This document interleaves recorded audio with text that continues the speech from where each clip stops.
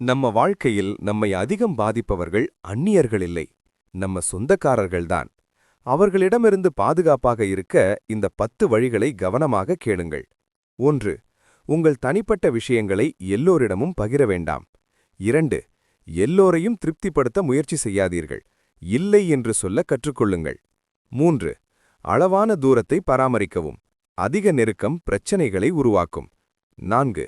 உங்கள் வெற்றிகளை அதிகமாக வெளிப்படுத்தாமல் இருங்கள், அது பொறாமையை அதிகரிக்கும். 5. உணர்ச்சி வசப்படாமல் அமைதியாக இருங்கள், அவர்கள் தூண்டினாலும் பதிலளிக்க வேண்டாம். 6. தேவையற்ற விவாதங்களை தவிர்க்கவும், அது உங்கள் நேரத்தையும் சக்தியையும் வீணாக்கும். 7. உங்கள் இலக்கில் முழு கவனம் செலுத்துங்கள், பிஸியாக இருந்தால் தேவையற்றவர்கள் விலகுவார்கள். 8. அனைவரையும் நம்பாதீர்கள், சொந்தம் என்றாலும் எல்லோரும் நம்பிக்கைக்குரியவர்கள் அல்ல. 9. உங்கள் சுற்றத்தை குறைக்கவும், சில உண்மையானவர்களே போதும்.